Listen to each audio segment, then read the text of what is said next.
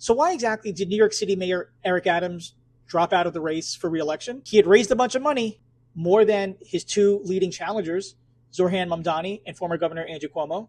But Adams was plagued by bad polling numbers, which indicated how much voters were unhappy with them. Initially, Adams struggled to get control over quality of life issues. He blamed it on President Biden's inability to stem the flow of migrants coming across the border, which Texas Governor Greg Abbott helped send to New York City and other democratically run areas in the country. Also, Adams was indicted.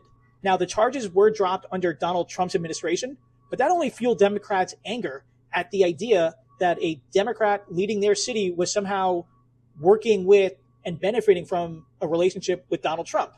A number of people in Adams' administration had also gotten into legal trouble on a host of other issues. And recently, a campaign aide gave a reporter an envelope of cash stuffed in a bag of potato chips. At some point, voters were ready to move on from Eric Adams before he was ready to acknowledge it. Now, he tried running for re-election as sort of an outsider, which was difficult since he was inside City Hall.